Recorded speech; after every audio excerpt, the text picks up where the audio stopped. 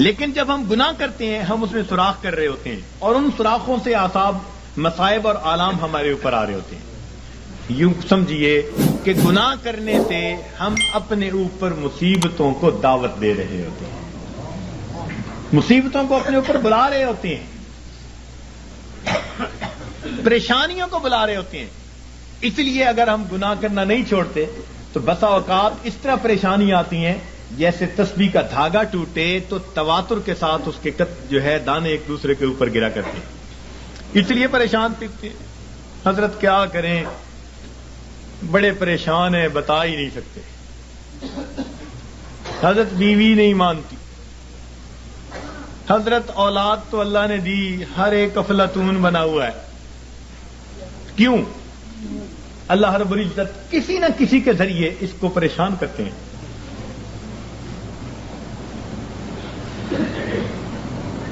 عدل و انصاف فقط حشر پہ موقوف نہیں, عدل و انصاف فقط حشر پہ موقوف نہیں, زندگی خود بھی گناہوں کی سزا دیتی ہے, زندگی میں بھی سزا ملتی ہے گناہوں کی. اس لیے اس سے بچنے کا ایک ہی راستہ کہ ہم گناہوں کو چھوڑ دیں, ترک کر دیں, معصیت سے خالی زندگی اختیار کرنے کی کوشش کریں.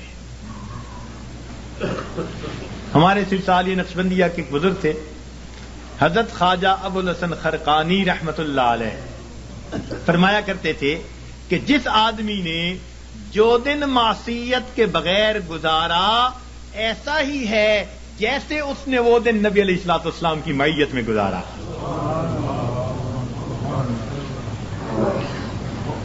تو ہر دن میں ہمارے اندر ایک جذبہ ہو, میرے پروردگار آج کا دن میں تیری نافرمانی سے بچوں گا, میں نافرمانی کے بغیر گزاروں گا, تیرے فرما برداروں کی طرح زندگی گزاروں گا.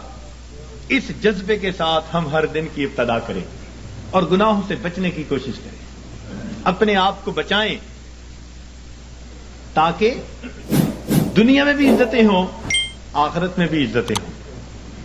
تو فرمایا اللہ رب العزت نے وَذَرُوا ظَاهِرَ الْإِثْمِ وَبَاطِنَهُ, چھوڑ دو وہ گناہ جو تم ظاہر میں کرتے ہو یا تم چھپے ہوئے کرتے ہو. گناہ کرنے کی 4 وجوہات ہوتی ہیں. اللہ رب العزت نے ان 4 وجوہات کا تذکرہ قرآن پاک میں کر کے اس کا جواب بھی دے دیا. سب سے پہلی وجہ گناہ کرنے کی یہ ہوتی ہے کہ بندہ سمجھتا ہے کہ مجھے دیکھنے والا کوئی نہیں. سب سے پہلی وجہ مجھے دیکھنے والا کوئی نہیں. اور اگر اس یہ پتہ ہو نا کہ چھوٹا بچہ بھی دیکھ رہا ہے تو گناہوں سے بچے گا. تو جب یہ احساس دل میں ہو کہ مجھے دیکھنے والا کوئی نہیں تو یہ گناہ کرنے کی پہلی وجہ. اللہ تعالیٰ نے قرآن پاک میں اس کا بھی جواب دے دیا. فرمایا ان ربک لبالمرصاد, تیرا رب تیری گھات میں لگا ہوا ہے. اب یہ مرصاد کسے کہتے ہیں؟ مفسرین نے لکھا کہ جب کوئی شکاری اپنے شکار پر نشانہ باندھنا چاہے تو بڑی توجہ کے ساتھ اس کو دیکھتا ہے, حتیٰ کہ اپنے سانس کو بھی تھوڑی دیر کے لیے بند کر لیتا ہے, پلک بھی نہیں چھپکتا. اس کیفیت کو مرصاد کہتے ہیں. گویا اللہ رب العزت ہمیں اتنے غور سے دیکھ رہے ہیں جیسے دنیا میں کوئی شکاری اپنے شکار کو غور اور توجہ کے ساتھ دیکھ رہا ہوتا ہے. تو جب ہمیں اتنی باریکی سے دیکھا جا رہا ہے تو ہم کیسے کہہ سکتے ہیں کہ دیکھنے والا کوئی نہیں؟ تو اس کا جواب دے دیا کہ یہ نہ سمجھنا کہ دیکھنے والا کوئی نہیں. ان ربک لبالمرصاد. گناہ کرنے کی عموماً دوسری وجہ یہ ہوتی ہے کہ آدمی سمجھتا ہے کہ کسی کو پتہ ہی نہیں چلنے دیا. جی میں نے فون کیا, پتہ نہیں چلنے دیا. میں نے فلاں یوں کیا, پتہ ہی نہیں چلنے دیا. کسی کو پتہ ہی نہیں. جی یہ گناہ کرنے کی دوسری وجہ ہوتی ہے کہ بندہ سمجھتا ہے کسی کو پتہ ہی نہیں. اللہ رب العزت اس کا بھی جواب دیتے ہیں, فرماتے ہیں کہ میں وہ ذات ہوں یعلم خائنۃ الاعین وما تخفی الصدور. میں جانتا ہوں تمہاری آنکھوں کی خیانت کو اور جو تمہارے دلوں کے اندر چھپا ہوا. تو جواب دے دیا کہ یہ مت زوم میں رہنا کہ ہمیں کوئی نہیں، کسی کو پتہ ہی نہیں چلنے دیا. وہ جانتا ہے تمہاری آنکھوں کی خیانت کو اور جو تمہارے دلوں میں چھپا ہوا ہے. تو اس کا بھی جواب دے دیا. گناہ کرنے کی عام طور پر تیسری وجہ یہ ہوتی ہے کہ بندہ سمجھتا ہے کہ میرے پاس کوئی نہیں تھا، میں اکیلا تھا، جس کا تھا ڈر وہ نہیں ہے گھر، اب جو چاہے کر، مقولہ بنا ہوا ہے. تو جب بندہ محسوس کرتا ہے نا جی میرے پاس کوئی نہیں تھا، تو یہ گناہ کرنے کی تیسری وجہ ہوتی ہے. اللہ تعالیٰ نے اس کا بھی جواب دے دیا. فرمایا تم 3 ہوتے ہو تو چوتھا اللہ ہوتا ہے، 4 ہوتے ہو تو 5واں اللہ ہوتا ہے. وَهُوَ مَعَكُمْ أَيْنَمَا كُنْتُمْ، وہ تمہارے ساتھ ہوتا ہے تم جہاں کہیں بھی ہوتے ہو. تو اس لیے اس کا بھی جواب دے دیا کہ یہ نہ سوچنا کہ پاس کوئی نہیں ہمارے. گناہ کرنے کی چوتھی وجہ، انسان ڈھیٹ بن جائے، بے حیا ہو جائے. بچہ بڑا ہو جائے نا، بے حیا بن جائے تو باپ کو کہتا ہے اچھا نہیں میں کرتا، کیا کریں گے؟ یا پڑوسی کو کہتے ہیں اچھا نہیں میں یوں کرتا، تم کیا کر لو گے؟ یعنی جب یہ ذہن میں ہوتا ہے کہ کوئی میرا کچھ نہیں بگاڑ سکتا تو بندہ کہتا ہے تم کیا کر لو گے؟ اچھا میں کرتا ہوں، تم کیا کر لو گے؟ یہ گناہ کرنے کی چوتھی وجہ ہوتی ہے. اللہ تعالیٰ اس کا بھی جواب دیتے ہیں اور فرماتے ہیں کہ بندے یہ مت سمجھنا کہ اللہ تعالیٰ کیا کر لیں گے. ان اخذہ علیم شدید، اس کی جو پکڑ ہے وہ دردناک بھی ہے اور سخت بھی ہے. وَيُوثِقُ وَثَاقَهُ أَحَدٌ، ایسے باندھتا ہے کہ ایسا دنیا میں کوئی باندھ نہیں سکتا. ایک جگہ فرمایا انی اعذبہ عذاب لا اعذبہ احدا من العالمین، میں ایسا جو ہے عذاب دوں گا کہ جہانوں میں ایسا عذاب کوئی دوسرا دے نہیں سکتا. اور جب قومیں نافرمانی کرتی ہیں فرمایا فصب علیہم ربک صوت عذاب، اس کا کوڑا آتا ہے عذاب کا. تو فرمایا یہ مت سوچنا کہ کوئی کیا کر لے گا، حیثیت ہی کیا. تو چاروں وجوہات کا جواب دے دیا تاکہ بندے گناہوں کو چھوڑ کر نیکی کی زندگی کو اختیار کریں. اور گناہ پر اللہ تعالیٰ قیامت کے دن 4 ہی گواہ متعین فرمائیں گے. 4 گواہ قیامت کے دن پیش کیے جائیں گے. سب سے پہلا گواہ اس بندے کے کندھوں کے اوپر جو کرامن کاتبین ہوتے ہیں وہ سب سے پہلے گواہ ہوں گے. ان علیکم لحافظین کرامن کاتبین یعلمون ما تفعلون. فرشتے گواہی دیں گے رب کریم ہم نے اس کو یہ گناہ کرتے دیکھا، یہ گناہ کرتے دیکھا، یہ گناہ کرتے دیکھا. یہ سب سے پہلی گواہی ہوگی، معصوم فرشتوں کی گواہی. پھر دوسری گواہی اس کے نام اعمال کو پیش کیا جائے گا. ووضع الکتاب فتری المجرمین مشفقین مما فیہ. پھر گنہگار بندہ، مجرم بندہ جب دیکھے گا نام اعمال کو تو اب ڈرے گا، گھبرائے گا. کیا کہیں گے؟ وَيَقُولُونَ يَا وَيْلَتَنَا مَا لِهَٰذَا الْكِتَابِ، ہائے ہماری کم بختی، یہ کیسی کتاب ہے. لا يغادر صغیرة ولا کبیرة الا احصاها ووجدوا ما عملوا حاضرا ولا يظلم ربك احد. جو کیا ہوگا اپنے سامنے حاضر پائے، تیرا رب کسی پر ظلم زیادتی نہیں کرے گا. تو یہ دوسری گواہی ہوگی. اور تیسری گواہی اللہ تعالیٰ زمین سے لیں گے. زمین کو پوچھیں گے کہ تو بھی خبریں سنا، تیری پیٹھ پر کیا ہوتا رہا. یومئذ تحدث اخبارها بان ربک اوحی لها. زمین گواہی دے گی، بتائے گی کہ میری پشت پر اس نے فلاں جگہ یہ گناہ کیا، فلاں جگہ یہ گناہ کیا، اس گناہ کے لیے چل کے گیا تھا. زمین گواہی دے گی. اور چوتھے گواہ وہ انسان کے جسم کے اپنے اعضاء ہوں گے. اس کے اوپر گواہی دیں گے سمعهم وابصارهم وجلودهم بما كانوا يكسبون. اس کی آنکھیں، اس کی زبان، اس کے کان، یہ سب اس کی گواہی دیں گے. اور پریشان ہوں گے اس وقت لوگ. وقالوا لجلودهم لما شهدتم علينا. اس وقت اپنے اعضاء کو یہ کہیں گے کہ تم نے کیوں گواہی دی؟ اور تمہاری لذتوں کی خاطر ہی تو ہم گناہ کرتے تھے، تم نے کیوں گواہی دی؟ قالوا انطقنا اللہ الذی انطق کل شیء، وہ اعضاء کہیں گے ہمیں اللہ نے گویائی دی جس نے ہر چیز کو گویا کیا، اس لیے جو بیتا ہم تو اس کی پوری رپورٹ اپنے رب کو پہنچائیں گے۔ اللہ تعالیٰ فرماتے ہیں وما کنتم تستترون، کہ تم تو پردہ ہی نہیں کرتے تھے اپنے ان اعضاء سے کہ یہ قیامت کے دن گواہ بننے والے ہیں۔ تو کوئی آدمی اپنے اعضاء سے پردہ کر سکتا ہے گناہ کرتے ہوئے؟ انہی سے تو کرنا ہوتا ہے۔ تو یہ 4 گواہ قیامت کے دن گناہگار کے خلاف پیش کر دیے جائیں گے، اور بندے کے لیے پھر فرار کا کوئی راستہ نہیں رہے گا سوائے اس کے کہ اس کو خود تسلیم کرنا پڑ جائے گا کہ رب کریم ہاں میں نے یہ گناہ کیے، خطائیں کی۔ تو اس لیے آسان طریقہ یہ ہے کہ ہم دنیا میں ہی ان گناہوں کو چھوڑ کر اپنے رب کریم سے اس کی معافی مانگ لیں، پروردگار سے اس کی معافی مانگ لیں، تاکہ اللہ تعالی ہمارے ان گناہوں کو معاف فرما دے۔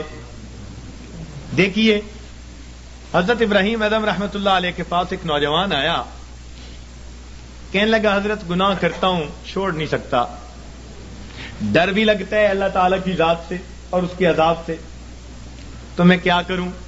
تو اللہ والوں کا دستور ہوتا ہے کہ یہ دھکے نہیں دیتے، یہ نفرت نہیں کرتے، یہ سینے سے لگاتے ہیں، یہ سمجھاتے ہیں، پیار کے انداز میں، محبت کے انداز میں بات سمجھاتے ہیں۔ تو حضرت نے اسے کہا ہاں ہاں میں تجھے ایک ترکیب بتاتا ہوں۔ وہ بڑا خوش ہو گیا کہ حضرت مجھے ترکیب بتائیں کہ میں گناہ بھی کرتا رہوں اور عذاب سے بھی بچ جاؤں۔ آپ نے فرمایا بھئی پہلی ترکیب تو یہ ہے کہ تو اگر گناہ کرتا ہے تو اللہ رب العزت کی نگاہوں کے سامنے گناہ کرنا چھوڑ دے، چھپ کے گناہ کیا کر۔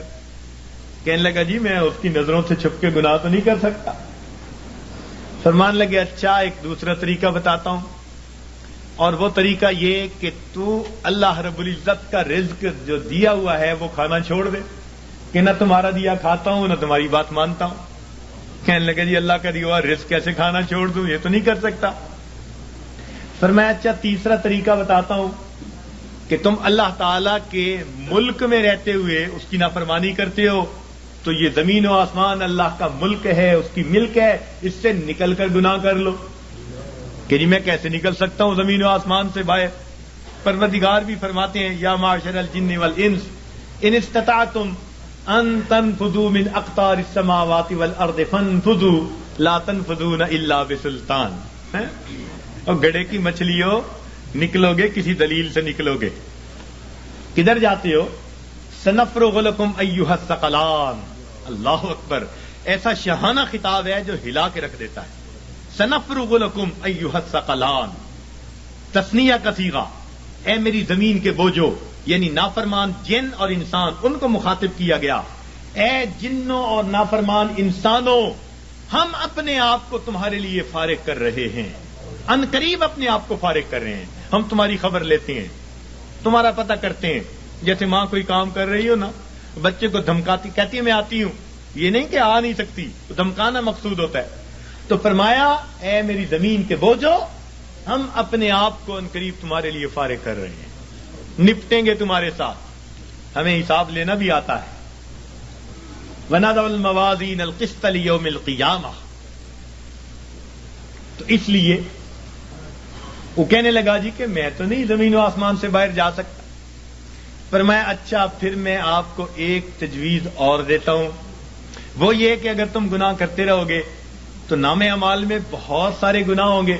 اب جب ملک الموت آئے گا تو اس وقت تم اسے کہنا کہ بھئی تھوڑی دیر انتظار کر لو تاکہ میں سچی توبہ کر لوں۔ کہنے لگا حضرت اس نے تو انتظار نہیں کرنی، جس سانس میں موت آنی ہے اس سے اگلا سانس بندہ نہیں لے سکتا۔ اذا جاء اجلہم فلا يستأخرون ساعة ولا يستقدمون فلا يستطيعون توصية ولا إلى أهلهم يرجعون۔ وصیت کرنے کی بھی فرصت نہیں ہوگی۔ اس نے کہا حضرت میں یہ تو نہیں کر سکتا۔ فرمایا اچھا پھر ایک طریقہ اور بتا دیتا ہوں کہ جب تمہیں قبر میں لے جائیں گے اور منکر نکیر آئیں گے اور پوچھیں گے سوال و جواب تو اس وقت منکر نکیر کو کہنا کہ میری قبر سے باہر نکل جاؤ. جیسے ہم نے گھروں پہ لکھوایا ہوتا ہے نا, بغیر اجازت اندر آنا منع ہے, نو ایڈمیشن وداؤٹ پرمیشن. تو تم بھی کہنا بھائی بغیر اجازت کیوں آئے؟ اس نے کہا جی وہ مجھ سے پوچھ کے تھوڑا آئیں گے. پر میں اچھا پھر ایک آخری بات باقی رہ گئی, وہ تجویز بتاتا ہوں. اس نے کہا کون سی؟ کہ قیامت کے دن جب تمہارے گناہ اللہ رب العزت کے حضور پیش کیے جائیں گے اور اللہ تعالیٰ تمہیں جہنم جانے کا حکم دیں گے اور فرشتے پکڑ کے لے جانے لگیں گے, تو ضد کر کے کھڑا ہو جانا, میں نہیں جاتا. اس نے کہا حضرت فرشتوں کے سامنے میری کیا حیثیت ہے کہ میں کہوں میں نہیں جہنم میں جاتا. جب اس نے کہا میری کیا حیثیت ہے, تو اس وقت فرمایا, اس وقت اس کو ٹھوکر لگائی, فرمایا کہ اے دوست جب تو ان میں سے کچھ بھی نہیں کر سکتا تو اپنے رب کی نافرمانی ہی کیوں کرتا ہے؟ اس نے کہا حضرت مجھے بات سمجھ آ گئی, آج کے بعد میں اپنے پروردگار کی نافرمانی نہیں کروں گا. تو یہ اللہ والوں کے سمجھانے کا انداز ہوتا ہے, وہ اچھے انداز میں بات سمجھاتے ہیں. تو اس نے گناہوں کو چھوڑنے کا فیصلہ کر لیا. تو گناہ ہم جو کرتے ہیں یہی گناہ ہمیں پریشان رکھتے ہیں. یاد رکھیے گناہوں کی وجہ سے ہی افراد مصیبتوں میں پڑتے ہیں اور قومیں مصیبتوں میں پڑتی ہیں, اور نیکی کے ذریعے اللہ رب العزت ان کو مصیبتوں سے نکالا کرتے ہیں. آج ہماری حالت تو یہ ہے کہ کام کرتے ہیں بنگیوں والے اور تنخواہ مانگتے ہیں بادشاہوں والی. یاد رکھنا مسلمان کے لیے دنیا میں دو راستے ہیں, نیکی کرے گا امام عالم, اور اگر گناہ کرے گا تو غلام عالم بنے گا. نیکی کی زندگی ہوگی تو امام عالم بنے گا, اور اگر گناہوں بھری زندگی ہوگی تو کیا بنے گا؟ آج من حیث القوم ہم کیا بنے پھرتے ہیں؟ تیرے ہاتھ میں ہو قرآن تو دنیا میں رہے پریشان, تیرے ہاتھ میں ہو قرآن اور تو دنیا میں پھرے ناکام, تیرے ہاتھ میں ہو قرآن اور تو دنیا میں پھرے غلام.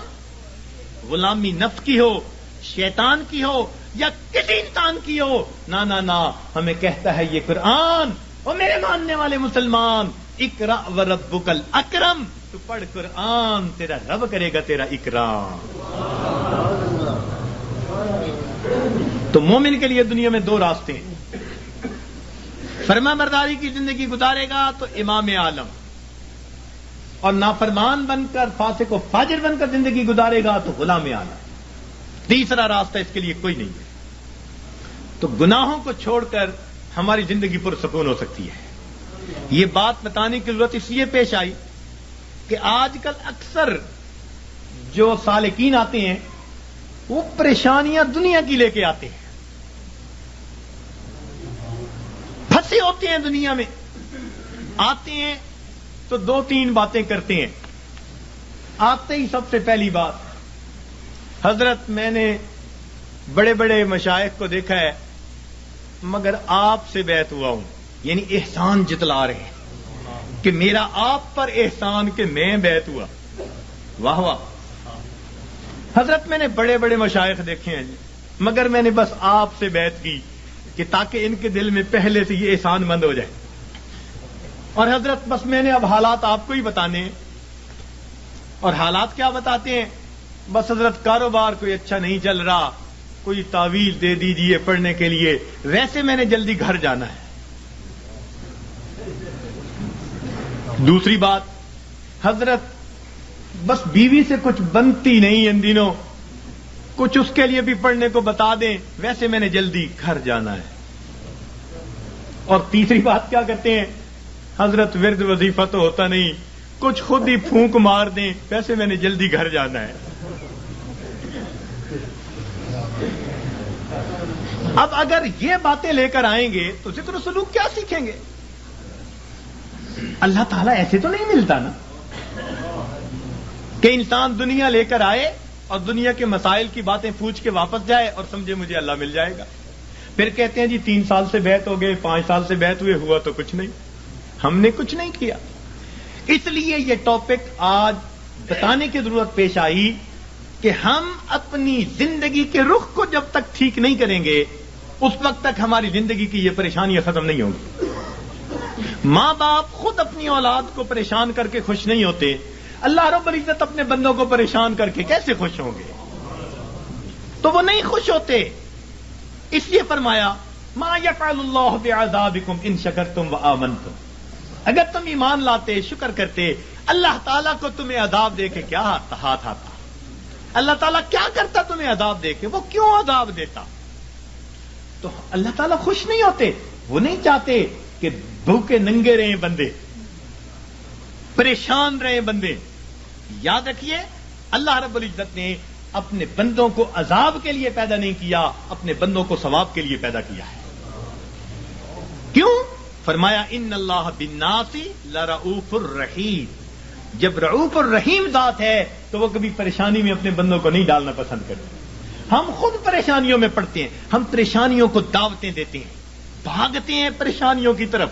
کس طرح سے؟ اپنے رب کے حکموں کو توڑ کے, اپنے محبوب کی سنتوں کو چھوڑ کے.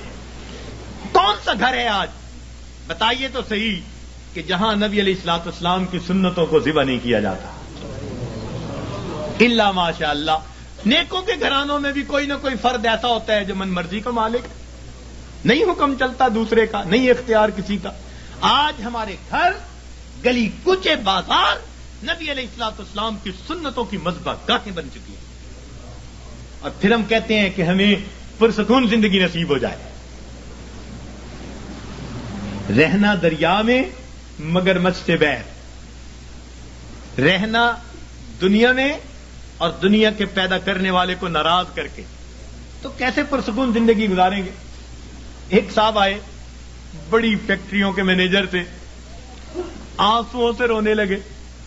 حضرت میں اتنا پریشان ہوں, میں آپ کو بتا نہیں سکتا, میرا خرچہ پورا نہیں ہوتا. بھئی ہے کتنا؟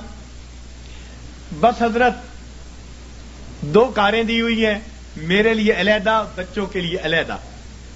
کوٹھی لے کے دی ہوئی ہے, کوٹھی پر چوکیدار, باورچی اور گن مین سب مالکوں کا, پٹرول مالکوں کا, بیمار ہو جائیں تو ڈاکٹر کا خرچہ مالکوں کا, اور ٹیکس ویکس ہو تو مالکوں کا. اور حضرت مجھے صرف 75,000 مہینے کے ملتے ہیں. 75,000 مہینے کے ملتے ہیں, سارے باقی خرچے مالکوں کے, اور آنسوؤں سے رو رہا ہے کہ حضرت میرے خرچے پورے نہیں ہو. فیصل آباد سے ایک خاتون آئی, پردے میں بیٹھ کے بات کرنے لگی, رو رہی ہے دارو قطار, 5 منٹ روتی رہی, اور اس کے بعد کہنے لگی بس میرے لیے دعا کریں, میرے خرچے پورے نہیں ہوتے. میں نے کہا کتنے فرد ہیں؟ کہ بس میاں بیوی ہیں, اولاد نہیں ہے. تو کتنا خرچہ دیتا ہے خاوند؟ کہ جی ہر مہینے کا 50,000 دیتا ہے. میں نے پوچھا بنتا کیا ہے؟ کہنے لگی بس دوائیوں پہ خرچ ہو جاتے ہیں. اور واقعی ایسے تھا, واقعی ایسے تھا. 50,000 روپیہ اکیلی خاتون کا خرچہ, مگر وہ ڈاکٹروں کے پاتوں میں چلا جاتا تھا. میں نے اس مینیجر اور اس خاتون کو پھر سمجھایا. میں نے کہا کہ اپنی زندگی سے جب تک نافرمانی کو نہیں نکالو گے تمہیں زندگی میں کبھی سکون نہیں مل سکتا. تمہارے مال سے اللہ نے برکت نکال لی ہے. تمہارے 75,000 کیا 75 لاکھ بھی ہوں گے تو تمہاری ضرورتوں کو پورا نہیں کریں گے. برکت اللہ تعالیٰ نکال لیتے ہیں. اتنا کماتے ہیں ضرورتیں اتنی, پریشان. اتنا کماتے ہیں ضرورتیں اتنی, پھر پریشان. لنگوٹ باندھ باندھ کے میدان میں اترتے ہیں. اب اس پریشانی کو تو ختم کر دینا ہے, اگلی پریشانی اوپر سے آ جاتی ہے. پہلی ختم نہیں ہوتی, دوسری اوپر سے, پھر پریشان پھرتے ہیں. کہتے ہیں جی بس رول رول کے زندگی گزار رہے ہیں. ایک صاحب کہنے لگے کہ جی کسی نے شعر لکھا ہے, ایس دکھی حیاتی دے پینڈیاں وچ, ایس دکھی حیاتی دے پینڈیاں وچ, کدی راہ پہ گئے کدی بھلدے رہ, ایک دیوا امید دا بلدا رہا, لکھ چکھڑ انیریاں دے چلدے رہ, پت جھڑ دے جھڑے ہوئے پتیاں وانگ, اسی تیرے جہان وچ رلدے رہ. پر دامن امید دا چھڈیا نہ اسی نار تقدیر دے گھلدے رہے. تو میں نے کہا کہ بھئی تمہیں پت جڑ کے جڑے پتے کی طرح رلنے کی ضرورت ہی کیا ہے؟ کیوں ضرورت ہے؟ تم اپنے آپ کو پروردگار کے حوالے کرو، وہ تمہیں بے آسرا نہیں فرمائے گا، وہ تمہیں کٹی پتنگ کی طرح نہیں رکھے گا، جھڑے ہوئے پتے کی طرح رلنا نہیں پڑے گا، گھلنا نہیں پڑے گا تقدیر سے. وہ تقدیر بنانے والے کے ساتھ اپنے آپ کو نتھی کر لو، پھر دیکھو کہ وہ پروردگار کیسے سکون اور اطمینان کی زندگی عطا فرما دیتا ہے. تو ہمیں آج جس سے بھی پوچھیں، کوئی کہے گا بھائی نے پریشان کیا، کوئی کہے گا پڑوسی نے پریشان کیا، بیوی نے پریشان کیا، اولاد نے پریشان کیا. ہمیں کسی نے پریشان نہیں کیا، ہمیں ہمارے گناہوں نے پریشان کیا ہوا ہے، ہمیں ہمارے نفس نے پریشان کیا ہوا ہے، ہمیں شیطان نے پریشان کیا ہوا ہے. تو دشمن ہمارے دو ہی ہیں، نفس اور شیطان، اور دونوں گناہ کروا کے ہمیں پریشان کر دیتے ہیں. ہم گناہ کرتے ہیں سکون کی خاطر، اور گناہوں سے اور بے سکونی بڑھتی ہے. میر کیا سادہ ہیں بیمار ہوئے جس کے سبب اسی عطار کے لونڈے سے دوا لیتے ہیں. جن کاموں سے پریشان ہوتا ہے بندہ سکون حاصل کرنے کی خاطر، ان کاموں کو کرتے پھرتے. تو یاد رکھیے کہ گناہ ظاہر میں خوبصورت نظر آئے، اس میں لذت محسوس ہو، اس میں وقتی طور پر اطمینان محسوس ہو، مگر حقیقی طور پر اس میں دل کی پریشانی ہوا کرتی ہے. اور جتنا ہم گناہ کریں گے اتنا ہماری زندگی میں پریشانی آئے گی.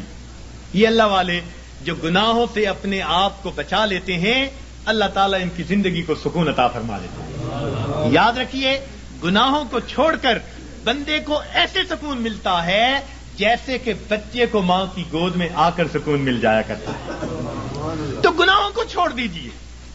اور گناہ بھی کیا؟ علم اور ارادے سے گناہ کرنا، اللہ تعالیٰ اس کو بہت ناپسند فرماتے ہیں. علم اور ارادے سے گناہ کرنا. بے دھیانی میں گناہ ہو جائے جلدی معاف ہو جاتا ہے، بے علمی میں گناہ کر بیٹھے جلدی معاف ہو گیا. جب انسان اپنے علم اور اپنے ارادے سے سوچ سمجھ کر گناہ کر رہا ہوتا ہے، پھر اللہ رب العزت کی ناراضگی آتی ہے، پھر اللہ تعالیٰ غصے میں آتے ہیں. مگر اللہ تعالیٰ بڑے حلیم ہیں، وہ پہلے گناہ پہ بندے کو سزا نہیں دیا کرتے. بجلی ہے نا، اس کے بارے میں مشہور ہے کہ یہ پہلی خطا بھی معاف نہیں کرتی. تو اللہ تعالیٰ بجلی کی طرح نہیں ہے، وہ حلیم ذات ہے، وہ کریم ذات ہے، حوصلے والی ذات ہے. وہ بندے کو موقع دیتی ہے، لیکن جب گناہ کرتے کرتے، ہاں، تاکہ بندہ جاگے، اور جب نہیں جاگتا تو اللہ تعالیٰ پریشانیاں بھیجتے ہیں، کیونکہ پریشانیوں سے پھر بندہ گھبراتا ہے، پھر اللہ کی طرف پہنچتا ہے. اس لیے کسی عارف نے کہا، سکھ دکھاں تو دیواں وار، دکھاں آن ملایوم یار. سکھ دکھاں تو دیواں وار کہ دکھاں آن ملائم یار. خوشیاں سلاتی ہیں اور غم جگاتے ہیں. تو اللہ تعالیٰ پھر غم بھیجتے ہیں، بیماری بھیج دی، پریشانی بھیج دی، ناکامی بھیج دی، پھر پریشان ہوتے ہیں. تو جو اچھے جو ہے لوگ ہوتے ہیں وہ اس وقت پھر رب کی طرف آتے ہیں کہ ہمیں جگانے کے لیے یہ بات آئی. پھر وہ نمازیں بھی پڑھ رہے ہوں گے، تہجد بھی پڑھ رہے ہوں گے، اوراد و وظائف بھی کر رہے ہوں گے. وہ سمجھ رہے ہوں گے کہ اللہ تعالیٰ ہمیں اپنے گھر کی طرف بلانا چاہتے ہیں.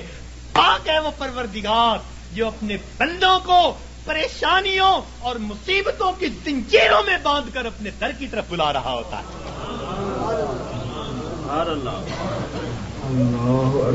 تو یہ کس لیے آتے ہیں؟ بندے کو جگانے کے لیے.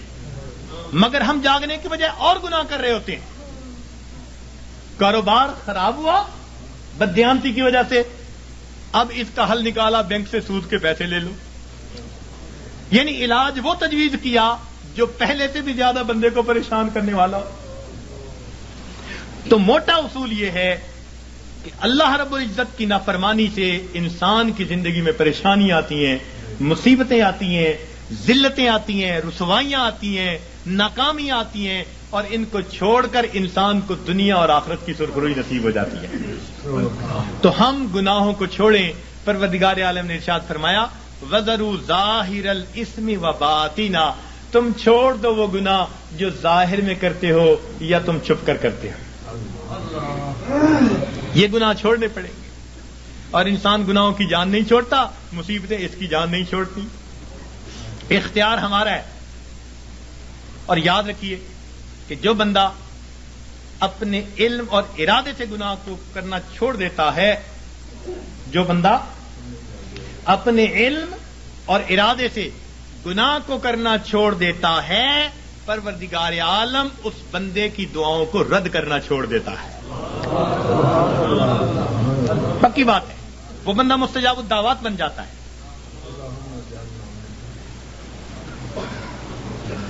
جو بندہ اپنے علم اور ارادے سے گناہ کرنا چھوڑ دیتا ہے، پروردگار عالم اس بندے کی دعاؤں کو رد کرنا چھوڑ دیتا ہے. پوچھتے ہیں حضرت اسم آدم بتاؤ، اس سے بڑا اسم آدم اور کیا ہے؟ یہ اسم آدم ہے کہ گناہوں کو چھوڑ دیں اور پھر دیکھیں پروردگار عالم کیا عطا فرماتے ہیں. اس لیے تو فرمایا کہ جو غیر محرم کی طرف نگاہوں کو ہٹائے گا، اللہ رب العزت اس کے دل کی عبادت، اس کے دل کو عبادت میں لذت عطا فرمائے گا. تو معلوم ہوا کہ ہر گناہ کے بدلے لذت ملتی ہے. تو چھوڑ دیجئے گناہوں کو تاکہ اللہ رب العزت دلوں کا سکون اور ایمان کی اور اعمال کی لذتیں عطا فرمائے. لذتیں عطا فرمائے. آج کہتے ہیں جی فرائض وظائف میں کچھ محسوس نہیں ہوتا. بھئی پہلی بات تو یہ محسوس ہوتا ہے یا نہیں، ہمیں تو بندگی کرنی ہے، ہمیں تو بیٹھنا ہے. یاد رکھیں، عبد اللطیف بنے، عبد اللطف نہ بنے. کچھ عبد اللطف ہوتے ہیں، لطف اور مزہ ڈھونڈتے پھرتے ہیں.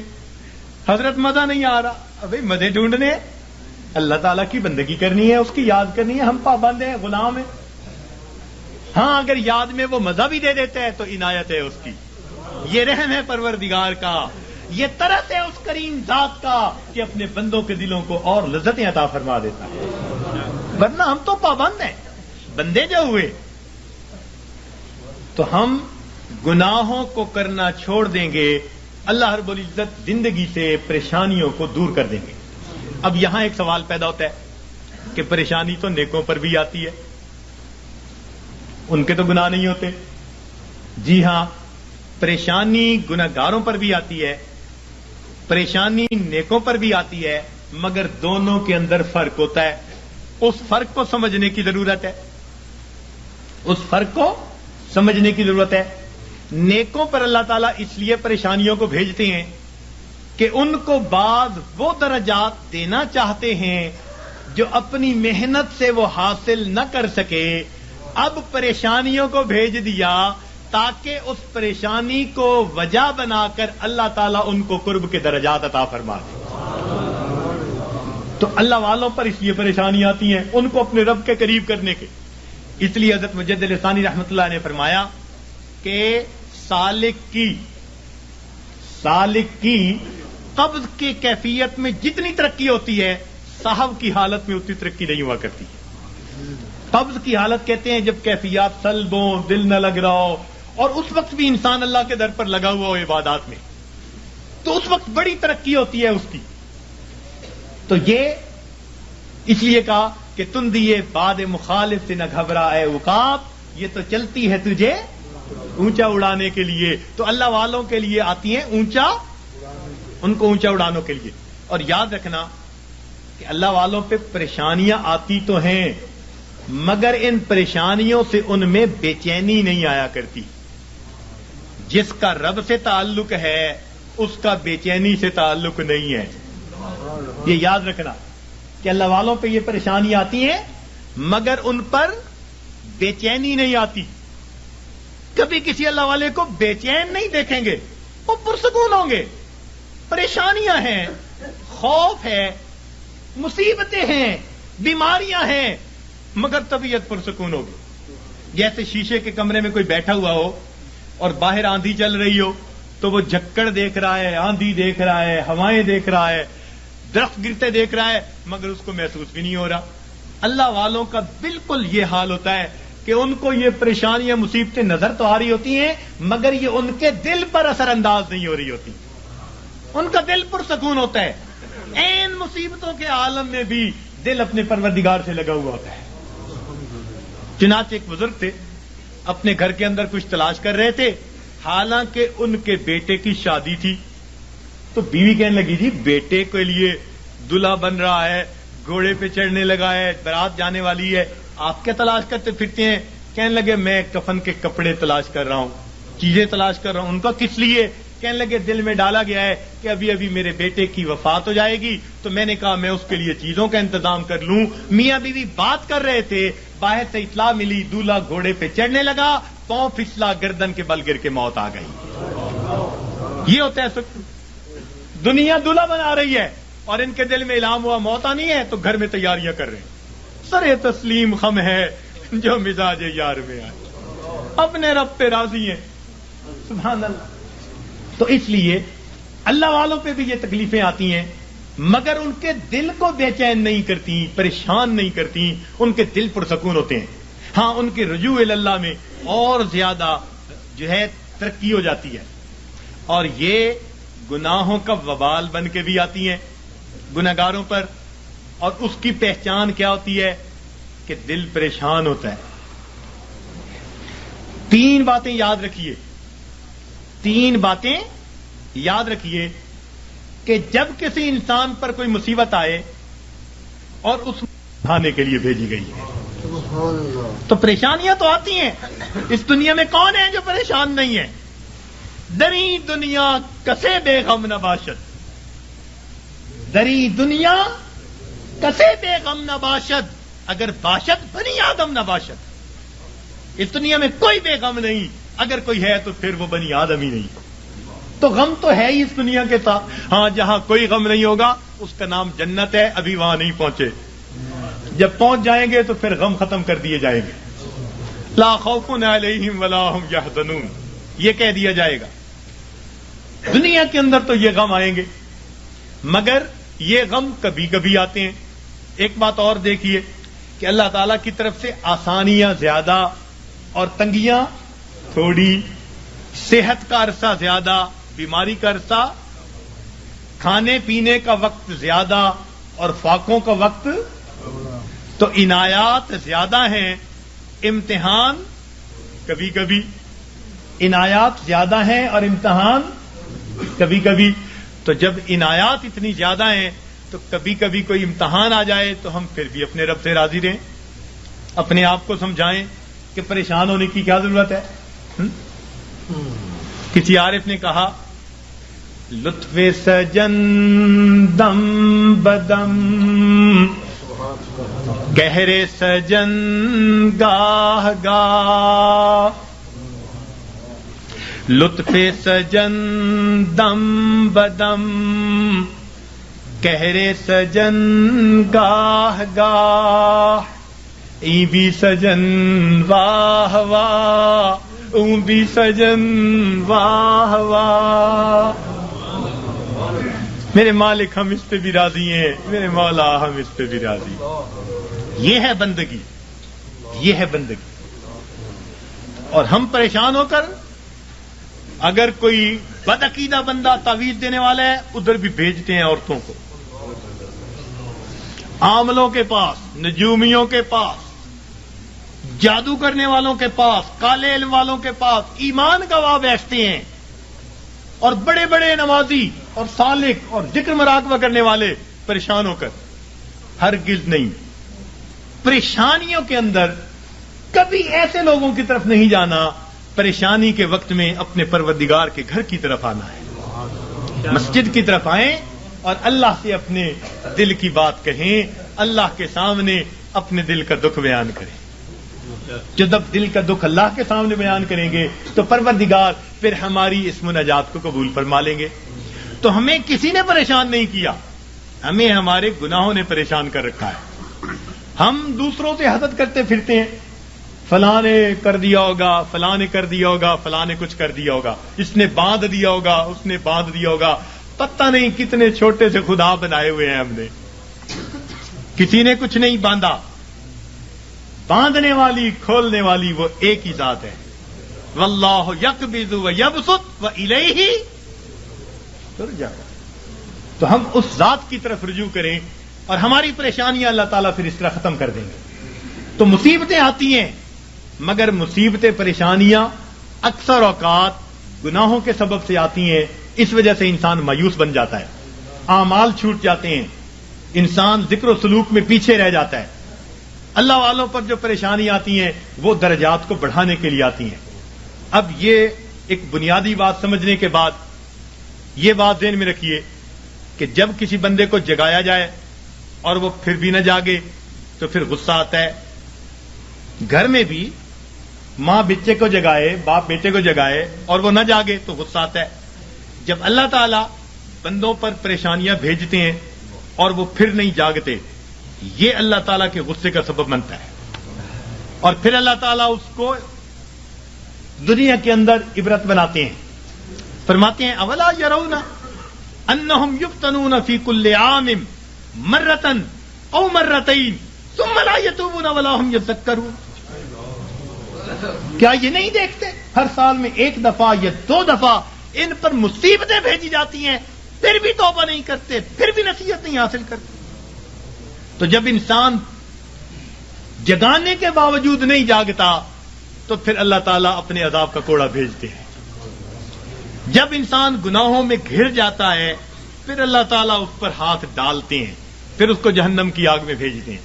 اس لیے فرمایا بلا من کسب سیئۃ، کیوں نہیں جس نے گناہ کیا وَأَحَاطَتْ بِهِ خَطِیئَتُهُ، اور اس کی گناہوں نے اس کا احاطہ کر لیا، فَأُولَٰئِکَ أَصْحَابُ النَّارِ هُمْ فِیہَا خَالِدُونَ. یہ ہیں آگ میں بھیجے جانے والے، ڈالے جانے والے جو ہمیشہ ہمیشہ وہاں رہیں گے کہ گناہوں نے اس کا احاطہ کر لیا. تو کبھی کبھی گناہ بندے کو گھیر لیتے ہیں. جھوٹ کی زندگی، جھوٹ کی زندگی. اب غلط تعلق ہے، کہیں بندے کے سامنے جھوٹ بول رہا ہے، پردے ڈالتا پھر رہا ہے، اس کے سامنے جھوٹ، اس کے سامنے جھوٹ، اس کے سامنے جھوٹ. حدیث پاک کا مفہوم کہ بندہ جھوٹ بولتے بولتے اتنا جھوٹ بولتا ہے اللہ تعالیٰ فرشتوں کے ذریعے نام اعمال میں کذاب لکھوا دیتے ہیں، جھوٹوں کے دفتر میں نام لکھا جاتا. چھپاتے پھرتے ہیں بندوں سے، پروردگار سے تھوڑا چھپا سکیں گے ان باتوں کو. تو کبھی کبھی انسان اپنی بری عادات کو نہیں چھوڑتا اور گناہوں کے اندر گھر جاتا ہے ان کو چھپانے کی خاطر، اور یہی چیز اس کے لیے مصیبت بن جاتی ہے. پھر ذکر میں ترقی کیسی، سلوک میں آگے بڑھنا کیسا. اب کبھی کبھی اوراد وظائف کر رہے ہیں، ساتھ کبیرہ کبھی مرتکب ہو رہے ہیں. یہ تو ایسا ہی ہوا جیسے گولیاں بھی کھا رہے ہیں اور ساتھ ساتھ زکام کے ہوتے ہوئے برف والا پانی بھی پیتے پھر رہے ہیں، تو زکام کیسے دور ہوگا. اسی لیے ذکر و سلوک میں آنے کے لیے پہلا قدم یہ ہے کہ انسان اپنے گناہوں سے سچی توبہ کر لے. یہ پہلا قدم ہے، یہ پہلا قدم ہم اٹھا لیں. پھر دیکھیے یہ تھوڑی دیر کا مراقبہ ہمارے لیے معلوم نہیں کتنی برکتوں کا باعث بن جائے گا. ہم جو کہتے ہیں نا ہوتا کچھ نہیں، ہمارے مشائخ بڑی اللہ، ان حضرات نے اپنے مشائخ جن کی خدمت میں ہم نے اپنا وقت گزارا، ہم نے ان کی توجہات کو دیکھا. میرے دوستوں، میرے مہربانوں، ہمیں تو جو ملا اپنے مشائخ کی توجہ سے ملا. اپنا عمل کچھ نہیں، اپنی محنت کچھ نہیں. 100% اگر کہیں کہ ان کی توجہات سے ملا تو ہم مسجد میں بیٹھ کر بھی سچ بولنے والے ہوں گے. ان کی توجہ سے ملا، اور ہم تو ویسے بھی فضلی ہیں کہ ہمارا تعلق ماشاءاللہ خانقاہ فضلیہ سے، تو ظاہر میں بھی فضلی ہیں اور سچی بات ہے ویسے بھی فضلی ہیں. جو ہوا ہے اللہ کا فضل ہی ہوا ہے، اور اب بھی یہاں سے اللہ کا فضل مانگنے ہی آئے بیٹھے ہیں، اللہ کا فضل مانگنے ہی آئے بیٹھے ہیں. تو اس لیے جب ہم گناہوں کو چھوڑ دیں گے خود بخود اوراد و وظائف کے توجہات کے جو اثرات ہوں گے وہ دل کے اوپر آنے شروع ہو جائیں گے. ہمارے حضرت خواجہ احمد سعید قریشی رحمۃ اللہ علیہ، احمد شرقیہ والے، ان کے حالات زندگی میں حضرت سید وار حسین شاہ رحمۃ اللہ علیہ نے یہ واقعہ لکھا. فرمایا کہ وہ کبھی کبھی پورے شہر کے لوگوں کو توجہ دیتے تھے اور فرماتے تھے کہ بعض دلوں سے فیض ٹکرا کر واپس آتا اور مجھے آواز آتی کہ ہمارے لیے اس دل میں کوئی جگہ نہیں ہے، ہمارے لیے اس دل میں کوئی جگہ نہیں ہے. تو جب دل پہ گناہوں کی میل ہی اتنی چڑھی ہوئی ہو پھر توجہات کیا اثر کریں گی؟ تو اس میل کو اتاریں گناہوں کو چھوڑ کر، سچی توبہ کر کے، پھر دیکھیے اللہ رب العزت کی رحمت کیسے ہمارے دلوں کو سنوارے گی اور کیسے ہمارے دلوں کو بنائے گی۔ اور کبھی کبھی تو انسان مال، ہاں ایک نکتے کی بات عرض کرتا چلوں کہ شیطان انسان کو دو طرح سے ورغلاتا ہے۔ شیطان انسان کو دو طرح سے ورغلاتا ہے، ایک شہوات کے ذریعے سے اور دوسرا شبہات کے ذریعے سے۔ شیطان انسان کو دو طرح سے ورغلاتا ہے، ایک شہوات کے ذریعے سے اور دوسرا شبہات کے ذریعے سے۔ یعنی کچھ تو ایسے ہوں گے کہ وہ شہوات کے گناہوں میں لگے ہوئے ہیں، بد نظری میں، گناہ میں، زنا میں، فلاں میں، یہ شہوات کے گناہ ہیں جو مال سے تعلق رکھتے ہیں یا جمال سے تعلق رکھتے ہیں۔ دنیا میں دو ہی چیزوں کے اسیر ہیں نا، کچھ مال کے اسیر ہوں گے، کچھ جمال کے اسیر ہوں گے۔ تو شہوات کے ذریعے سے شیطان بہکاتا ہے، اور جن پر شہوات غالب نہیں آتی، قابو میں رہتے ہیں، ان کو شبہات کے ذریعے سے بہکاتا ہے۔ مثلا جی یہ مراقبہ سنت سے ثابت ہے، جی یہ بیعت واقعی ضروری ہے، جی یہ پیری مریدی اس وقت بھی تھی، اس قسم کی باتیں شبہات والی ذہن میں ڈالے گا۔ اور یہ شک ایسی بری بلا ہے کہ یہ انسان کے اعمال کی بنیاد کو ہلا کے رکھ دیتی ہے۔ اس لیے قرآن پاک میں ابتدا سے ہی کہہ دیا ذالک الکتاب لا ریب فیہ ھدی للمتقین۔ ھدی للمتقین بعد میں کہا، پہلے کیا کہا؟ کیونکہ شک کے ساتھ پڑھو گے تو پھر ہدایت نہیں ملے گی۔ نبی علیہ السلام نے دعا مانگی، اللہم انی اعوذ بک من الشک والشرک والشقاق والنفاق وسوء الاخلاق۔ تو شرک سے بھی پہلے شک سے پناہ مانگی۔ یہ شک بڑی بری بات، اتنی بری کہ بندے کے ایمان کو بھی ضائع کر کے رکھ دیتی۔ تو دین اسلام کی باتوں میں شک، جی یہ مولویوں کی بنی ہوئی باتیں ہیں جی، یہ آپس میں بناتے رہتے ہیں جی، کرتے رہتے ہیں جی، یہ بھی کون سا ضروری ہے جی۔ شک ہو گیا، ہماری جی کہاں ہماری سنتا جی، مانگ مانگ کے جی عمر گزر گئی، ہماری تو سنتا ہی نہیں۔ تو یہ شک کے ذریعے سے یا شبہات کے ذریعے سے یا شہوات کے ذریعے سے شیطان انسان کو بہکا دیا کرتا ہے۔ تو انسان پر مصیبتیں اللہ تعالیٰ بھیجتے ہیں، کبھی گناہوں کی وجہ سے تاکہ یہ باز آ جائے، اور کبھی اس کو اپنے قریب لانے کے لیے۔ اور اس کا ایک ہی حل ہے کہ ہم اپنے گناہوں کو چھوڑ کر اپنے پروردگار کی طرف قدم آگے بڑھائیں۔ اب شیطان مایوس کرتا ہے، کہتا ہے تو نہیں چھوڑ سکتا۔ بھئی ہم نہیں چھوڑ سکتے تو پروردگار تو چھڑوا سکتے ہیں نا۔ بھئی ہم اگر نہیں بچ سکتے تو پروردگار تو بچا سکتے ہیں نا۔ تو پروردگار عالم ہمیں بچا لیں گے جب ہم سچی توبہ کریں گے۔ حضرت اقدس تھانوی رحمۃ اللہ نے عجیب نقطہ لکھا ہے، فرماتے ہیں جو بندہ گناہ کر بیٹھے مگر اللہ سے دعائیں مانگے، اللہ بچا لے، میں بچنا چاہتا ہوں، روئے دھوئے معافیاں مانگے، پھر گناہ کر بیٹھے، پھر روئے دھوئے معافیاں مانگے، فرمایا ساری زندگی اسی طرح کرتا رہے، اللہ تعالیٰ قیامت کے دن اس کو کھڑا کریں گے، فرمائیں گے میرے بندے تو گناہوں سے بچا کیوں نہیں؟ کہے گا یا اللہ ہر وقت معافیاں مانگتا تھا اور کہتا تھا اللہ بچا لے، میں تو دعا ہی کر سکتا تھا۔ اللہ تعالیٰ فرمائیں گے واقعی تو نے دعا مانگی، تیری دعا کو قبول کر کے سب گناہوں کو ہم نے معاف فرما دیا۔ تو جب گناہ سرد ہو جائے تو معافیاں مانگے، روئے دھوئے اپنے رب کو منائے۔ الندم توبۃ، ندامت توبہ، تو دل میں نادم ہو اور اپنے رب کو منانے کی کوشش کرے، اسی وقت دیر نہ کرے۔ گناہ کا سرزد ہو جانا یہ کوئی ایسی بڑی بات نہیں ہے، بڑے بڑوں سے بعض اوقات غلطیاں ہو جاتی ہیں، تو گر جانا برا نہیں، گر کر پڑے رہنا برا ہوا کرتا ہے۔ تو کبھی کوئی کوتاہی ہو جائے، کوئی غلطی سرزد ہو جائے تو بندہ فوراً اپنے رب سے سچے دل سے معافی مانگے اور اپنے آپ کو اللہ تعالیٰ کے پیش کرے اور کہ اللہ مجھے بچا لینا۔ غم حیات کے سائے محیط نہ کرنا، غم حیات کے سائے محیط نہ کرنا، کسی غریب کو دل کا غریب نہ کرنا، میں امتحان کے قابل نہیں میرے مولا، میں امتحان کے قابل نہیں میرے مولا، مجھے گناہ کا موقع نصیب نہ کرنا. تو روئے اللہ مجھے گناہ کا موقع نہ دینا، اللہ بچا لینا. تو جب بندہ روئے گا اللہ تعالیٰ پھر اس کو گناہوں سے بچا لیں گے.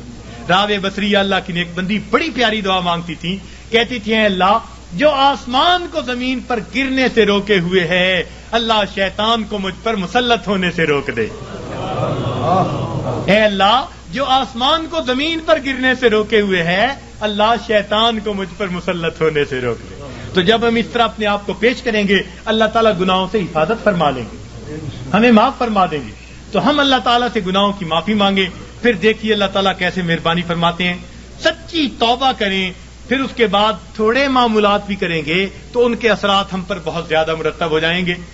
تو یہ آج کے اس وقت میں دلوں میں عہد کر لیجئے کہ اللہ ہم نے آج تک جو گناہ کیے ہم ان سے سچی معافی مانگتے ہیں اور آئندہ نیکوکاری پرہیزگاری کی زندگی کا دل میں عہد کرتے ہیں، ارادہ کرتے ہیں. پھر دیکھیے پروردگار اس پر کیا رحمت فرماتے ہیں. اور اللہ تعالیٰ سے راتوں کو اٹھ کر اپنے گناہوں کی معافی مانگیے، تنہائیوں میں معافی مانگیے. حضرت مفتی محمد شفیع رحمۃ اللہ علیہ نے ایک عجیب بات اپنی تفسیر میں لکھی ہے. فرماتے ہیں کہ قرآن پاک کی ایک آیت ہے مَن یعمل سوءًا یجز بہ، جس بندے نے بھی گناہ کیا اس کو اس کا بدلہ ملے گا. تو فرماتے ہیں کہ اس میں استثناء کسی کا نہیں. مَن یعمل سوءًا یجز بہ، پکی بات ہے، جس نے بھی گناہ کیا اس کو اس کا بدلہ ملے گا، سزا ملے گی. تو فرماتے ہیں کہ اس کا مطلب یہ ہوا کہ ہم جتنے گناہ کر چکے ہیں ہمیں ہر گناہ کے بدلے سزا ضرور ملنی ہے. فرماتے ہیں اب یہ سزا دو طرح کی ہے، سمجھنے والا نقطہ. اب یہ سزا دو طرح کی ہے. ایک تو یہ کہ ہم اس دنیا میں ندامت اور شرمندگی کی آگ میں جلیں، دل میں کڑھیں، اللہ غلطی کر بیٹھے معاف کر دے، یہ بھی آگ میں جلنا ہے. یہ بھی دل میں آگ لگی ہوئی ہے، اللہ معافی دے دے، اللہ پریشان ہوں، معافی مانگتا ہوں، توبہ کرتا ہوں. فرمایا یا تو یہ بندہ سچی توبہ کے ذریعے دنیا کی ندامت کی آگ میں اپنے آپ کو جلا لے، اگر نہیں تو قیامت کے دن اللہ جہنم کی آگ میں ضرور جلائیں گے. اب ہمارے لیے آسان راستہ یہی ہے کہ دنیا میں ہی معافی مانگے، ہر گناہ کے بدلے معافی. اللہ جو گناہ یاد ہیں ان کی بھی معافی، جو نہیں یاد ہم ان کی بھی معافی مانگتے ہیں. تو اللہ تعالیٰ سے اس کی معافی مانگے، پھر دیکھیے اللہ تعالیٰ کتنے خوش ہوتے ہیں. اور اللہ تعالیٰ تو رحمت کے وعدے فرماتے ہیں. حدیث پاک میں آتا ہے کہ جب شیطان نے بہکانے کے لیے قسمیں کھائیں اور کہا کہ اے اللہ میں تیرے بندوں کو بہکاؤں گا دائیں سے بائیں سے آگے سے پیچھے سے، ولا تجد اکثرہم شاکرین، اللہ یہ اکثر تیرے ناشکرے ہوں گے. تو اس وقت فرشتوں کو بڑی حیرت ہوئی، کہنے لگے اے اللہ اولاد آدم کے لیے تو مشکل بن گئی. پوچھا کیسے؟ اے اللہ یہ شیطان دائیں بائیں آگے پیچھے سے بہکائے گا اور بندوں کے لیے تو کوئی راستہ ہی نہیں بچا. اللہ تعالیٰ نے فرمایا کہ میرے فرشتوں یہ دو سمتوں کو بھول گیا، ایک نیچے کی سمت، ایک اوپر کی سمت. میرا گناہگار بندہ جب اپنے گناہوں پہ پریشان ہو کر میرے در پہ آئے گا اور میرے در پر آ کر ہاتھ پھیلا دے گا، چونکہ ہاتھ اوپر کی سمت کو اٹھیں گے، ابھی اس کے ہاتھ نیچے نہیں جائیں گے، میں اس کے گناہوں کو معاف فرما دوں گا. اور جب میرا بندہ اپنے گناہوں سے پریشان ہو کر اپنے سر کو سجدے میں ڈال دے گا، کیونکہ نیچے کی سمت سے شیطان اثر انداز نہیں ہو سکتا، میرا بندہ ابھی سر نہیں اٹھائے گا، میں اپنے بندے کے گناہوں کو معاف فرما دوں گا. تو شیطان نے ایک قسم کھائی تھی، فبعزتی کا، اللہ تیری عزت کی قسم میں تیرے بندوں کو بہکاؤں گا. اللہ تعالیٰ نے اس کے جواب میں فرمایا شیطان مردود تو قسمیں کھاتا ہے میرے بندوں کو بہکانے کے لیے، ورغلانے کے لیے. ذرا میری بات بھی سن لے کہ میرے بندے بتقاضائے بشریت گناہ کرتے رہیں گے اگر اپنی موت سے پہلے سچی معافی مانگیں گے. فبعزتی و جلالی، مجھے اپنی عزت کی قسم، مجھے اپنے جلال کی قسم، میں ان کی توبہ کو قبول کر لوں گا. تو شیطان نے بہکانے کے لیے ایک قسم کھائی تھی، رحمان نے معافی دینے کے لیے دو قسمیں کھائی ہوئی ہے. سبحان اللہ. اس لیے اللہ تعالیٰ کی ہر صفت کا ایک نام ہے، لیکن رحمت کی صفت کے دو نام ہیں، رحمان اور رحیم. اور کوئی صفت ایسی نہیں جس کے دو نام ہو سوائے رحمت کی صفت. وہ تو اتنا کریم آقا ہے، وہ تو بخش کے خوش ہوتا ہے، وہ تو معاف کر کے خوش ہوا کرتا ہے. میں ایک مرتبہ بچیوں کو پردے میں درس دے رہا تھا، ایک جامعہ کی دور حدیث کی بچیاں تھیں، تو ان سے میں نے سوال پوچھا کہ بتاؤ دنیا میں سب سے آسان کام کیا ہے؟ ایک بچی نے جواب دیا کہ اپنی ماں کو منانا. میں نے پوچھا وہ کیسے؟ کہنے لگی جی کہ ہمارا یہ تجربہ ہے کہ ماں اگر اپنے بیٹے سے ناراض بھی ہونا تو بیٹی سے پوچھتی پھرتی ہے، اس نے روٹی کھا لی، اس کا بستر تو نے بنا دیا، اس کے کپڑے تو نے ٹھیک کر دیے. اب اوپر سے ناراض پھر رہی ہے، مگر ماں کی مامتا اس کو مجبور کر رہی ہے، لہذا بیٹی سے پوچھتی پھرتی ہے، بیٹی کے ذریعے اس کو کھانا پہنچا رہی ہے. دل سے ناراض نہیں، خفا تھی، بچے نے ستایا مگر دل سے خفا نہیں، اس لیے پوچھتی بھی پھر رہی ہے کہ بچے کو سب چیزیں مل گئی یا نہیں مل گئی. تو وہ کہنے لگی کہ جب ماں کی مامتا کا یہ حال ہے تو ماں کو منانا بہت آسان ہوتا ہے. میں نے کہا ہاں ماں کو منانا آسان صحیح، پھر بھی ماں کے پاس آنا پڑتا ہے. بچہ آ کر کہہ دے امی معاف کر دیں، ماں معاف کر دیتی ہے. بچہ آ کر ماں کا جسم دبائے، امی معاف کر دیں، معاف کر دیتی ہے. ہاتھ جوڑ دے، معاف کر دیتی ہے. اگر پھر بھی معاف نہ کرے، بچہ رو پڑے، ماں سے کبھی بیٹے کے آنسو نہیں دیکھے جاتے. کتنی ناراض کیوں نہ ہوگی جب دیکھے گی بچہ آنسو بہا رہا ہے، اپنے دوپٹے کے پلو کو لے کے آنسو پوچھے گی، کہے گی بیٹا رو نہیں، چل میں نے تجھے معاف کر دیا. تو ماں کو منانا دنیا میں اتنا آسان ہے. بچیاں کہنے لگیں، میں نے انہیں اس وقت بتایا کہ دیکھو ایک اور ذات ہے جس کو منانا ماں کے منانے سے بھی 70 گنا زیادہ آسان ہے، اور وہ پروردگار عالم کی ذات ہے. ماں کو تو پھر بھی زبان سے کہنا پڑے گا، پاؤں پکڑنے پڑیں گے، ہاتھ جوڑنے پڑیں گے، آنسو بہانے پڑیں گے. ایک وہ پروردگار ذات ہے جس کے سامنے بندہ تنہائی میں بیٹھا ہو، فقط دل کے اندر نادم ہو جائے، دل کے اندر شرمندہ ہو جائے اور دل میں پکارے پروردگار گناہوں کی معافی چاہتا ہوں، میں نے سچی توبہ کر لی، اللہ میں نے صلح کر لی، مجھے اپنا بنا لے، شیطان کے پنجے سے چھڑا لے. کوئی ہاتھ نہیں ہلایا، کوئی اس نے زبان سے لفظ نہیں نکالا، فقط دل کی ندامت کو قبول کر کے اللہ تعالیٰ اپنی ناراضگی کو دور فرما دیتے ہیں. تو اللہ رب العزت کو منانا ماں کے منانے سے بھی 70 گنا زیادہ آسان.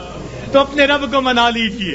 ابن قیم رحمت اللہ نے عجیب واقعہ لکھا، فرماتے ہیں میں گلی میں جا رہا تھا، میں نے دیکھا ایک دروازہ کھلا، ماں اپنے بچے کو مار رہی ہے، تھپڑ لگا رہی ہے اور کہتی ہے تو نے مجھے بڑا ذلیل کیا، بڑا پریشان کیا، نافرمان ہے، کوئی بات نہیں مانتا، نکل جا میرے گھر سے.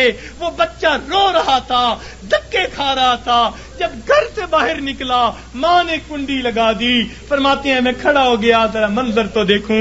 بچہ روتے روتے ایک طرف کو چل پڑا، ذرا آگے گیا، نکر سے پہلے واپس آ گیا، پھر دروازے پہ کھڑا. میں نے پوچھا بچے واپس کیوں آ گئے؟ کہنے لگا سوچا تھا کہیں اور چلا جاؤں، پھر دل میں خیال آیا مجھے دنیا کی ہر چیز مل سکتی ہے، مجھے ماں کی محبت نہیں مل سکتی، میں اس لیے واپس آ گیا ہوں. محبت ملے گی اسی در سے ملے گی. کہتے ہیں بچہ بات کر کے وہی بیٹھ گیا، میں بھی وہی بیٹھا. بچے کو نیند آئی، اس نے دہلیز پہ سر رکھا سو گیا. کافی دیر گزری، ماں نے کسی وجہ سے دروازہ کھولا، ضرورت کے لیے باہر جانا چاہتی تھی، بیٹے کو دیکھا دہلیز پہ سر رکھے سو رہا ہے. اٹھایا، کیوں دہلیز پہ سر رکھ کے سو رہے ہو؟ امی مجھے دنیا میں کوئی دوسری ماں نہیں مل سکتی، میں اس دہلیز کو چھوڑ کے کیسے جاؤں؟ فرمایا بچے کے الفاظ سے ماں کی آنکھوں سے آنسو آ گئے. بچے کو سینے سے لگا لیا، میرے بیٹے جب تیرا یقین ہے اس گھر کے سوا تیرا گھر کوئی نہیں، میرے در کھلے ہیں، آ جا، میں نے تیری غلطیوں کو معاف کر دیا. فرماتے ہیں جب گنہگار بندہ اپنے رب کے دروازے پہ اس طرح آتا ہے اور کہتے ہیں رب کریم میری خطاؤں کو معاف کر دے، میرے گناہوں کو معاف کر دے، اے بے قصوں کے دستگیر عزیز، اے دکھی دلوں کو سکون دینے والے، اے غمزدہ دلوں کو تسلی دینے والی ذات، اے پریشان دلوں کو سکون بخشنے والی ذات، اے بے سہارا لوگوں کا سہارا بننے والی ذات، اے گناہوں کے پردوں میں، گناہوں کو اپنی رحمت کے پردوں میں چھپا لینے والی ذات، تو میرے لیے رحمت فرما دے، مجھے در در کے دھکے کھانے سے بچا لے، اللہ اپنی ناراضگی سے بچا لے، میں سلو کرنے کے لیے حاضر ہو گیا ہوں، پروردگار آئندہ نیکوکاری کی زندگی عطا فرما۔ تو جب بندہ اس طرح پیش کر دیتا ہے، اللہ رب العزت اس بندے کی توبہ کو قبول کر لیتے ہیں۔ اللہ تعالی ہمیں سچی توبہ کرنے کی اور توبہ کر کے یہاں سے اٹھنے کی توفیق عطا فرما دے۔ وآخر دعوانا ان الحمد للہ رب العالمین۔